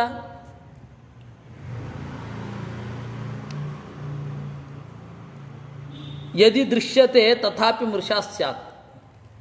ಸಾತ್ವಿಕನಿಗೆ ದುಃಖ ಅದು ವ್ಯರ್ಥ, ವ್ಯರ್ಥ ಅಥವಾ ಅಸತ್, ಅಭಿಮಾನ ನಿಮಿತ್ತವಾಗಿ ಕಾಣಿಸಿಕೊಂಡದ್ದು. ಹಾಗೆ ತಾಮಸನಿಗೆ ಸುಖ ಅದು ತಾತ್ಕಾಲಿಕ, ಅದು ಕೂಡ ಉತ್ಕಟವಾಗಿ ಅದೇ ದಾರಿಯಲ್ಲಿ ಕರ್ಕೊಂಡು ಹೋಗುತ್ತೆ ಅಂತ ಇಲ್ಲ. ಯಾಕೆಂದರೆ ಒಳ್ಳೆಯ ಕುಲಾಚಾರಗಳಲ್ಲಿ ಸಾತ್ವಿಕರೂ ಇರಬಹುದು, ತಾಮಸರೂ ಇರಬಹುದು, ಕೆಟ್ಟ ಕುಲದಲ್ಲಿ ಸಾತ್ವಿಕರೂ ಬರಬಹುದು, ಗೊತ್ತಿಲ್ಲ. ಈಗ ನೋಡಿ, ದುರ್ಯೋಧನ ದಿವಸವೂ ಅಗ್ನಿಹೋತ್ರ ಮಾಡ್ತಾ ಇದ್ದ, ವೈಷ್ಣವ ಯಾಗಗಳನ್ನು ಮಾಡಿದ್ದಾನೆ. ಹಂಸಡಿಭಕರು ವೈಷ್ಣವ ಯಾಗವನ್ನೇ ಮಾಡಲಿಕ್ಕೆ ಹೊರಟದ್ದು, ರಾಜಸೂಯ. ಅದರಿಂದಾಗಿ ಪರಿಸರದಿಂದಾಗಿಯೋ ಅಥವಾ ಇನ್ಯಾವುದರಿಂದಲೋ ತಾತ್ಕಾಲಿಕವಾಗಿ ಅವರ ಆ ನಿಷ್ಠೆಯನ್ನು ಪಡಿತಾರೆ. ಆದರೆ ಅದು ಅಂತಿಮವಾಗಿ ಉಳಿಯಲ್ಲ, ಅದರ ಹಿಂದೆ ಇನ್ನೇನೋ ಕಾರಣ ಇರುತ್ತೆ. ಇವಾಗ ಭಗದತ್ತ ಸಾಕ್ಷಾತ್ ಕುಬೇರ. ನಾವು ಯಾರನ್ನ ದಿವಸವೂ ತತ್ವಾಭಿಮಾನಿತ್ವೇನ ಚಿಂತನೆ ಮಾಡ್ತೇವೋ, ದಿಗುಪಸ್ಥಾನದಲ್ಲಿ ಯಾರನ್ನ ಕುರಿತು ಯೋಚನೆ ಮಾಡ್ತೇವೋ, ಅಂತಹ ಕುಬೇರ ಏನಿದ್ದಾನೆ ಅವನು ಭಗದತ್ತನಾಗಿ ಬಂದ. ಭಗದತ್ತನಾಗಿ ಬಂದದ್ದೊಂದು ತಮಾಷೆ. ನರಕಾಸುರ ಇದ್ದಾನಲ್ಲ, ಅವನು ಒಂದು ಆನೆಯನ್ನು ತಗೊಂಬಂದ್ಬಿಟ್ಟ. ಸುಪ್ರತೀಕ ಅಂತ ಆನೆ ಹೆಸರು. 8 ದಿಕ್ಪಾಲಕರಿಗೆ 8 ಗಜಗಳಿವೆ, ಅದನ್ನು ದಿಗ್ಗಜ ಅಂತ ಕರೀತಾರೆ. ಆ ಇಡೀ ದಿಕ್ಕನ್ನು ಆಧರಿಸಿಕೊಂಡು ಇರುವಂತಹ ಆನೆ ದಿಗ್ಗಜ. ಅಷ್ಟದಿಗ್ಗಜಗಳಿವೆ: ಐರಾವತ, ಸುಪುಷ್ಪ, ಪುಂಡರೀಕ, ಹೀಗೆ. ಅದರಲ್ಲಿ ಸುಪ್ರತೀಕ ಅಂತ ಒಂದು ಆನೆ, ಅದು ಕುಬೇರನ ಆನೆ. ಆ ಆನೆಯನ್ನು ಎತ್ಕೊಂಡು ಬಂದ ಅಂತೆ. ಆನೆಯನ್ನು ಎತ್ಕೊಂಡು ಬಂದರೆ ಆನೆಯ ಮೇಲೆ ಎಷ್ಟು ಪ್ರೀತಿ ಅಂತಂದರೆ ಇದೆಲ್ಲ ನಮಗೆ ಪಾಠ. ನಾವು ಎಷ್ಟು ವಿನಮ್ರರಾಗಿದ್ದರೂ ಸಾಲದು, ನಮ್ಮ ಅಶಕ್ತತೆಯ ಬಗ್ಗೆ ಎಷ್ಟು ಅರಿವಿದ್ದರೂ ಸಾಲದು ಅನ್ನೋದಕ್ಕೆ ಇದೆಯಲ್ಲ. ಅವ್ರನ್ನೇನು ನಾವು ಕ್ರಿಟಿಸೈಸ್ ಮಾಡುವ ಹಾಗಿಲ್ಲ. ಆ ಕುಬೇರ ತನ್ನ ಆನೆಗಾಗಿ ಇದು ನರಕಾಸುರನ ಮಗನಾಗಿ ಹುಟ್ಟುಬಿಟ್ಟ. ನೋಡಿ, ಕುಬೇರ ಸದಾಶಿವನ ಪರಮಾಪ್ತ ಮಿತ್ರ, ಮನೋಭಿಮಾನಿಯ ಮಿತ್ರ, ಮನೋಭಿಮಾನಿಯ ಪ್ರಸಾದಪೂರಿತವಾದ ನಯನಗಳಿಂದ, ಕಣ್ಗಳಿಂದ ನೋಡಲ್ಪಟ್ಟವ. ಅಂಥವನಿಗೂ ಕೂಡ ಆ ಮನಸ್ಸಿನ ಮೇಲಿನ ಅಭಿಲಾಷೆಗಾಗಿ ಅಲ್ಲಿ ಹುಟ್ಟೋ ಹಾಗಾಯಿತು. ಅದರಿಂದಾಗಿ ಏನಾಯಿತು, ಅಪ್ಪ ಬದುಕಿರುವ ತನಕ ತಾನು ತಿಳಿದುಕೊಂಡದ್ದನ್ನು ಅನುಷ್ಠಾನ ಮಾಡಲಿಕ್ಕಾಗಲಿಲ್ಲ. ತಾತೇ ಸ್ವಧರ್ಮಾಭಿರತಶ್ಚ ನಿತ್ಯಂ. ಅಪ್ಪ ಸತ್ತ ಮೇಲೆ ಅವನು ತಿಳಿದುಕೊಂಡದ್ದನ್ನು ಬಳಕೆಗೆ ತಂದ ಅಂತ ಹೇಳ್ತಾರೆ. ಅದರಿಂದಾಗಿ ಸಜ್ಜನನೊಬ್ಬನ ಸಾಧನೆಯ ಸಮಸ್ಯೆ ಅವನಿಗೆ ಹಾಗಾದರೆ ಗೊತ್ತಿರಲಿಲ್ವ? ವಿಭೀಷಣ ಹೋಗಲಿ, ಅವನು ವಿಭೀಷಣ ರಾಮ ಬರೋ ತನಕ ಪಕ್ಷಾಂತರ ಮಾಡಲಿಲ್ಲ. ಯಾಕೆ? ರಾಜಕೀಯವೇ ಅಲ್ವಾ. ರಾವಣನನ್ನು ಎದುರಿಸುವವರು ಯಾರೂ ಇಲ್ಲ. ಈಗ ಪಕ್ಷಾಂತರ ಮಾಡಿ ರಾವಣನನ್ನು ಸೋಲಿಸಿರಬಹುದು, ಅವರಿಗೆ ವಿಪರೀತ ದೌರ್ಬಲ್ಯಗಳಿದೆ. ಬರೋ ತನಕ ಕಾದ ಅವನು. ಅಲ್ಲಿಯ ತನಕ ಅಧರ್ಮವನ್ನು ಸಹಿಸಲಿಲ್ವ ಅವನು? ಸಹಿಸಿದ ಅಧರ್ಮವನ್ನು ಅಣ್ಣನಿಗೆ ಬಾಗಿಕೊಂಡೇ ಇದ್ದ. ಅದರಿಂದ ಒಂದು ನಡೆ ಹೇಗೆ ಇರುತ್ತೆ ಜೀವನದ್ದು, ಹಾಗೆ ಹಂಸಡಿಬೇಕರು ರಾಜಸೂಯ ಯಾಗ ಮಾಡಲಿಕ್ಕೆ ಹೋದರು. ರಾಜಸೂಯ ಯಾಗ, ಅಶ್ವಮೇಧ ಯಾಗಗಳನ್ನು ಇವತ್ತು ನಾವು ಇಡೀ ತೈತ್ತಿರೀಯ ಸಂಹಿತೆಯಲ್ಲಿ ನೋಡ್ತೇವೆ. ಇಡೀ ತೈತ್ತಿರೀಯ ಸಂಹಿತೆಯಲ್ಲಿ ನೋಡಿದರೆ ರಾಜಸೂಯ ಯಾಗ ಅದು ಗೊತ್ತಾಗುತ್ತೆ, ದೇವರನ್ನೇ ಹೇಳೋದು ಅಂತ. ಅವನು ಜರಾಸಂಧ ಅದನ್ನು ಮಾಡ್ತಾ ಇರಲಿಲ್ಲ. ಯಾಕೆ ಅಂತಂದರೆ ಇದು ವಿಷ್ಣು ದೇವತಾಕವಾದ ಯಾಗ ಅಂತ ಶಿಷ್ಯರು ಮಾಡ್ತಾ ಇದ್ದಾರೆ. ಅವರು ಮಾಡಿದ್ದು ಯಾಕೆ? ದೇವರ ಮೇಲಿನ ಭಕ್ತಿ ಅಲ್ಲ, ರಾಜಸೂಯ ಯಾಗ ಮಾಡಿ ದೊಡ್ಡ ಜನ ಅಂತ ಅನ್ನಿಸ್ಕೋಬೇಕು ಅಂತ ಅಷ್ಟೇ ಅವ್ರ ತಲೆನಲ್ಲಿದ್ದದ್ದು. ಅಷ್ಟೇ, ಮುಗಿದೋಯ್ತು. ಅವ್ರದ್ದೇನು ಸಾತ್ವಿಕ ಪ್ರವೃತ್ತಿ ಅಂತೀವ? ಇಲ್ಲ. ಅದಕ್ಕಾಗಿ ಹೇಳಿದ್ದು, ಸ್ವಭಾವ ತಾಮಸ ಆಗಿದ್ದರೆ ಆ ಸ್ವಭಾವವನ್ನು ಮೀರಿ ಸುಖ ಆಗಲ್ಲ. ಸ್ವಭಾವ ಸಾತ್ವಿಕ ಆಗಿದ್ದರೆ ಸ್ವಭಾವವನ್ನು ಮೀರಿ ಈ ರೀತಿ ಆತ್ಮನಿವೇದನೆ ಮಾಡಿಕೊಳ್ಬೇಕು ಅಂತ ಅವನ ಅಭಿಪ್ರಾಯ. ಕೇವಲ ಆತ್ಮನೂ ಸುಖ ದುಃಖಗಳಿಗೆ ಕಾರಣ ಅಲ್ಲ. ಯದಿ ದೃಶ್ಯತೆ ತಥಾಪಿ ಮೃಷಾ ಸ್ಯಾತ್ ಸುಖರೂಪಂ ದುಃಖಂ ನ ಭವತಿ ಅಥೋ ಮನ ಏವ ತಥಾ ದರ್ಶಯತಿ. ಹಾಗಾದರೆ ಸಂಸಾರದಲ್ಲಿ ಸಾತ್ವಿಕರಿಗೆ ದುಃಖ ಆಗತ್ತೆ, ತಾಮಸರಿಗೆ ಸುಖ ಆಗತ್ತೆ. ಅದು ಮಾನಸಿಕವಾದ ಪರಿಣಾಮ ಅಂದರು. ಜೀವಸ್ಯ ಸುಖರೂಪಸ್ಯ ನ ದುಃಖಂ ಕ್ವಚಿದಿಶ್ಯತೆ. ಸಾತ್ವಿಕ ಜೀವನಿಗೆ ದುಃಖ ಅಂತನ್ನೋದು ಮನಸ್ಸಿನ ಪ್ರದರ್ಶನದಿಂದ ತೋರುವಂಥದ್ದು. ಅಥೋ ಮನೋಭಿಮಾನೇನ ದುಃಖಿ ಭವತಿ ನಾನ್ಯಥಾ. ಅದರಿಂದಾಗಿ ಮನಸ್ಸಿನ ಅಭಿಮಾನದಿಂದಲೇ ಇವೆಲ್ಲ ಸಮಸ್ಯೆಗಳು, ಬೇರೆ ಯಾವುದೂ ಇಲ್ಲ. ಇತಿ ಭಾರತೆ, ಹೀಗೆ ಮಹಾಭಾರತದಲ್ಲಿದೆ. ಈಗ ಈ ಶ್ಲೋಕದ ಅರ್ಥಕ್ಕೆ ಬರೋಣ. ಯದಿ, ಒಂದು ವೇಳೆ ಆತ್ಮ ಸ್ವಭಾವವು ಸುಖ ದುಃಖ ಹೇತು ಸ್ಯಾತ್, ಸುಖ ದುಃಖಕ್ಕೆ ಕಾರಣ ಆದರೆ ಕಿಮನ್ಯತಃ, ಮನಸ್ಸನ್ನು ಇಟ್ಕೊಂಡು ಏನು ಮಾಡಬೇಕು? ತತ್ರ ನಿಜ ಸ್ವಭಾವ, ಆ ಸುಖ ದುಃಖಗಳಿಗೆ ಸ್ವಭಾವವೇ ಕಾರಣ. ನಹಿ ಆತ್ಮನಃ ಅನ್ಯದ್ಭವತಿ, ಜೀವನಿಂದ ಸ್ವಭಾವಕ್ಕೆ ವಿರುದ್ಧವಾಗಿ ಆಗಲ್ಲ. ಯದಿ, ಒಂದು ವೇಳೆ ಆಗಿದ್ದು ಕಂಡ್ರೆ ತನ್ನ ಮೃಷ, ಅದು ಮನಸ್ಸಿನ ಪ್ರತಿಫಲನವೇ ವಿನಃ ಬೇರೆ ಅಲ್ಲ. ಕೃಧ್ಯೇತ ಕಸ್ಮೈನ ಸುಖಂ ನ ದುಃಖಂ. ಅದರಿಂದಾಗಿ ಬೇರೆಯವರ ಮೇಲೆ ಸುಖ ದುಃಖಕ್ಕೆ ಕಾರಣರು ಅಂತ ಆಪಾದನೆ ಮಾಡಬೇಡಿ. ಅದಕ್ಕೆ ಅಂತತಃ ನಾವೇ ಕಾರಣರು. ನಿಮಿತ್ತಂ ಸುಖ ದುಃಖಯೋಶ್ಚೇತ್ ಕಿಮಾತ್ಮನೋನ್ಯಸ್ಯ ಜನಸ್ಯ ತೇ ವೈ ಗ್ರಹೈರ್ಗ್ರಹಸ್ಯೇವ ಭವಂತಿ ಪೀಡಾ ಕೃಧ್ಯೇತ ಕಸ್ಮೈ ಪುರುಷ. ಈ ಶ್ಲೋಕದ ಮೇಲುನೋಟದ ಅರ್ಥ ಗ್ರಹಗಳು ಸುಖ ದುಃಖಗಳಿಗೆ ಕಾರಣ ಅಂತಾದರೆ ಆತ್ಮನಿಗೇನು? ಆತ್ಮ ಹುಟ್ಟೇ ಇಲ್ಲ. ಹುಟ್ಟಿದ ಆತ್ಮನಿಗಲ್ವಾ ಗ್ರಹ ಜಾತಕ ಬಂದರೆ, ಹುಟ್ಟಿದರೆ ಜಾತಕ, ಜಾತಕ ಇದ್ದರೆ ಗ್ರಹಗಳು ನಿಮಿತ್ತ ಅಂತ ಅನ್ಬೇಕು. ಆತ್ಮ ಅಜ, ಹುಟ್ಟೇ ಇಲ್ಲ. ಗ್ರಹೈರ್ಗ್ರಹಸ್ಯೈವ ಭವಂತಿ ಪೀಡಾ, ಗ್ರಹಕ್ಕೆ ಗ್ರಹ ಪೀಡೆ. ಯಾರ ಮೇಲೆ ಸಿಟ್ಟು ಮಾಡ್ಕೋಬೇಕು? ಇದು ಎಲ್ಲರನ್ನು ಮಿಸ್ಲೀಡ್ ಮಾಡಿದಂತಹ ಶ್ಲೋಕ. ಹೌದು, ಗ್ರಹಗಳಿಗೆ ಗ್ರಹ ಪೀಡೆ ಅಂತ ಹೇಳ್ತಾರೆ. ಜ್ಯೋತಿಷ್ಕರು ಹೇಳ್ತಾರೆ ಏನಂತ, ಸೂರ್ಯ ಮತ್ತು ಶನಿ ಆಗೋದಿಲ್ಲ, ತಂದೆ ಮಗ. ಬಹಳ ವಿಚಿತ್ರವಾಗಿ ಹೇಳ್ತಾರೆ. ನಾವು ಇದನ್ನು ಕೇಳಿ ಹೌದೇನೋ ಅಂತ ಅನ್ಕೊಂಡ್ಬಿಡ್ಬೇಕು. ಆ ಗ್ರಹಗಳು ಮೊದಲು ಕಾರಕರಲ್ಲ, ಜ್ಞಾಪಕರು. ಗ್ರಹಗಳು ಸುಖ ದುಃಖಗಳಿಗೆ ಕಾರಣ ಆಗಲ್ಲ, ಸುಖ ದುಃಖ ಇದೆ ಅಂತ ಇಂಡಿಕೇಟ್ ಮಾಡ್ತಾರಷ್ಟೇ, ಬೇರೆ ಅಲ್ಲ. ಹಾಗಾದರೆ ಇದೇನಿದು? ಭಾಗವತದ ಈ ಶ್ಲೋಕಕ್ಕೆ ಏನರ್ಥ? ಅದಕ್ಕೆ ಮಧ್ವಾಚಾರ್ಯರು ಬರೆದರು, ಗೃಹ್ಯಮಾಣತ್ವಾತ್ ಗ್ರಹೋ ದೇಹ ಅಂತ ಬರೆದರು.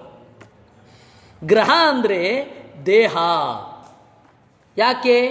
ಗೃಹ್ಯಮಾಣತ್ವಾತ್, ಇದನ್ನು ಬೇರೆಯವರು ಭೋಗಿಸ್ತಾರೆ.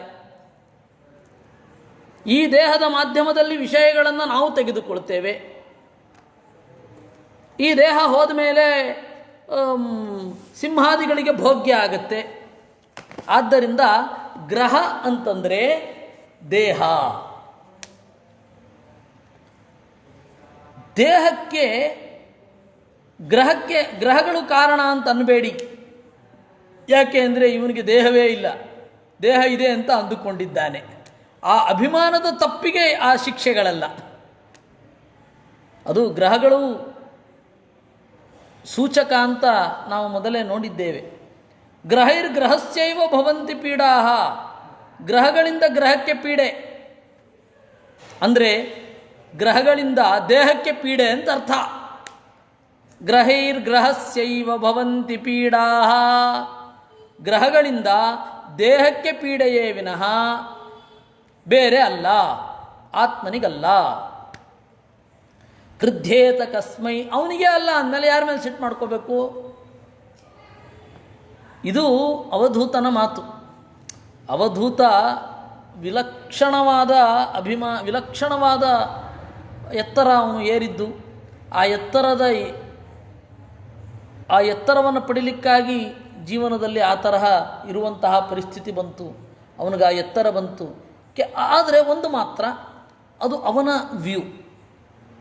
ಕೃಷ್ಣ ಅವನ ವ್ಯೂನ ಹೇಳ್ತಾ ಇದ್ದಾನೆ, ಅವಧೂತನ ವ್ಯೂ. ಯಾಕೆ ಅವಧೂತ ಗೀತೆ ಅಂತ ಅನ್ನಲ್ಲ? ಯಾಕೆ ಇದೇ ರೀತಿ ಇದಕ್ಕೆ ಸಿಮಿಲರ್ ಆಗಿ ಮಂಕಿ ಗೀತೆ ಬರುತ್ತೆ. ಎಲ್ಲಿ? ಇದು ಮಹಾಭಾರತ ಶಾಂತಿ ಪರ್ವದಲ್ಲಿ. ಅದು ಅವನ ವ್ಯೂ. ಸರ್ವರಿಗೂ ಅನ್ವಯ ಆಗುವ ಒಂದು ದೃಷ್ಟಿ ದೇವರದು ಮಾತ್ರ. ಅದಕ್ಕೆ ಅದು ಭಗವದ್ಗೀತೆ ಪ್ರಸಿದ್ಧ ಆಯಿತು. ಮಂಕಿ ಗೀತೆ ಮೊದಲಾದವುಗಳೆಲ್ಲ ಪ್ರಸಿದ್ಧವೇ ಆಗಲಿಲ್ಲ. ಇಷ್ಟು ನಾವು ಇವತ್ತು ನೋಡಬೇಕಾದದ್ದು. ಇದನ್ನು ಒಳಗೊಂಡು ಮತ್ತೆ ಈ 54ನೇ ಶ್ಲೋಕದ ಅರ್ಥದ ಚಿಂತನೆಯೊಂದಿಗೆ, ಇದರ ಆಯಾಮಗಳೊಂದಿಗೆ ಮತ್ತೆ ಮುಂದಿನ ಚಿಂತನೆಯನ್ನು ನಾವು ನಾಳೆ ಮಾಡೋಣ. ಈ ತನಕ ನಾವೇನು ಚಿಂತನೆ ಮಾಡಿದೆವು ಅದರಿಂದ ದೇವರು ಪ್ರೀತನಾಗಲಿ. ಅವನಿಗೆ ಎಲ್ಲರೂ ಉಮ್ಮನದಿಂದ ಅರ್ಪಿಸೋಣ. ಕೃಷ್ಣಾರ್ಪಣಮಸ್ತು. ಅನೇನ ಭಾವಿಯತ್ ಪುಣ್ಯಂ ತದಾಪ್ನೋತು ಪಿತಾಮಹ.